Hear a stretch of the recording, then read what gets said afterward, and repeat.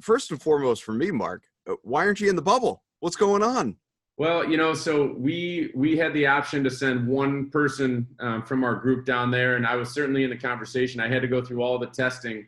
I don't know, it must have been a week and a half, 2 weeks of testing every other day, and then the final 3 days, all 3 days had to be tested. But what we decided in the end is that, as great as it would be for me to be there, we really needed to have a camera and a producer there who could really document, what's going on down there. And who knows, 20 years from now, we might be having a last dance coming out of this for the Boston Celtics. So we wanted to have a camera there who could obviously shoot everything that we needed for B-roll, for practices and whatnot, because we have some partnership, assets that we need to come out of practices and games and whatnot. So we need that footage. He can also he's a photographer as well. Mm-hmm. So he could just provide more things that we absolutely needed for our business purposes. And so we sent him down there. Matt Carney is a producer down there representing the Celtics. He's been doing a great job so far.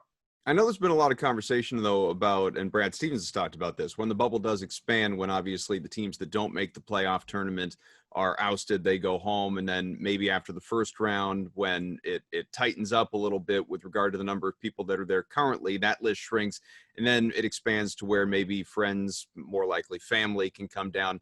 For the teams, does that apply as well? Like, let's say the Celtics are playing in the conference finals. Are you going to potentially, maybe it's not you, but someone from the team, will you guys be able to have more people there to document all this? Yeah, we haven't heard anything about that yet.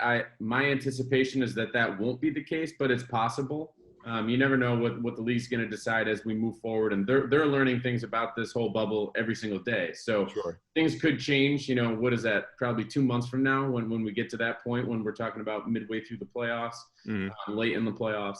So certainly that could happen, but my bet right now, just based upon where we are today, is that won't be the case. I think only players will have some family members coming down, family or friends, whatever the situation may be. But and the other thing that I think might expand is coaching staffs. Yeah, Brad Stevens has certainly been pushing for that.